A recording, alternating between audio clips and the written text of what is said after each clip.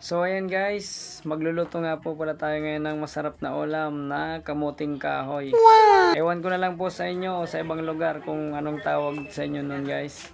Sa amin kasi dito yung pinakasikat na gulay, ginataang kamuting kahoy, masarap kahit anong pwede mong ilagay na sahog. Isa din kasi ito guys sa ilang pinakasikat na luto dito sa amin sa Bicol guys.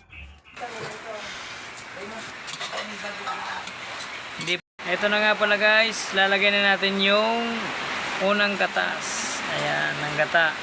Ayan. Kasi tuyo na yung tubig ng yung pangalawang gata.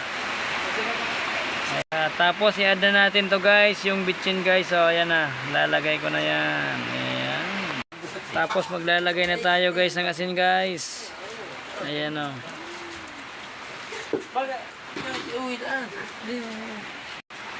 Kamuting ka yung tawag nito sa amin dito guys sa Bicol. Ewan ko na lang dyan sa inyong lugar kung anong pangalan nito guys. Ayan o, sarap po.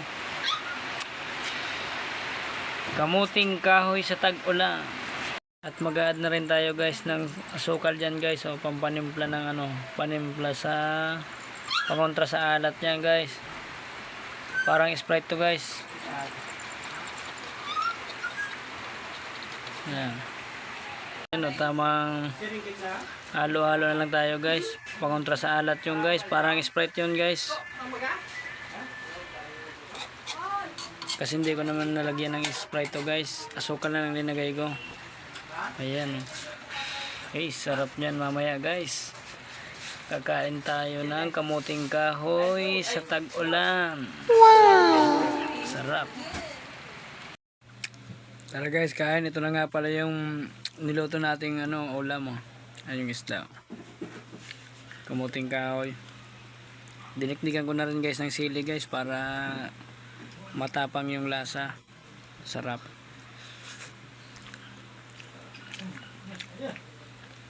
Sarap guys. Kain tayo. Anghang.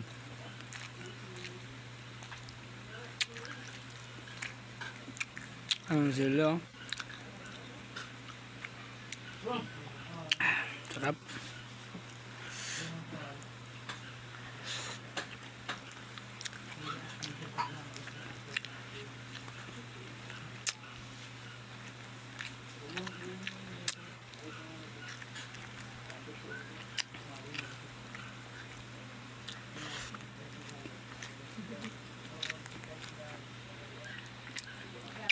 Grabe, sarap talaga yung kain guys.